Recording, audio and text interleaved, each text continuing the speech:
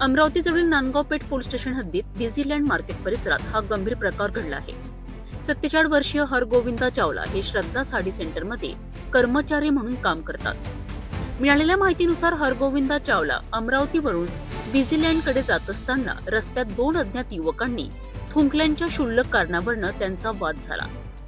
थुंकताना ते थुंक हरगोविंदा चावला यांच्या अंगावर उडाल्याचे त्यांनी युवकांना सांगितले आणि गाडीवरून का थुंकताय असे विचारले.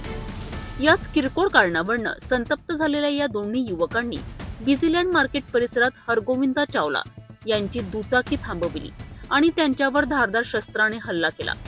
या हल्ल्यात हरगोविंदा चावला गंभीर जखमी झालेत. हल्ला केल्यानंतर दोन्हीही युवक तात्काळ घटनास्थळावरून पसार झालेत. जखमी अवस्थेत असलेल्या हरगोविंदा चावला यांना तातडीने जिल्हा सामान्य रुग्णालयात दाखल करण्यात आले आहेत. त्यांची प्रकृती स्थिर असल्याचे सांगण्यात येत आहे. नांदगाव पेठ पोलिसांनी या घटनेची गंभीर दखल घेतली आहे. पोलिसांनी अज्ञात आरोपींविरुद्ध गुन्हा दाखल केला असून पुढील तपास सुरू आहे.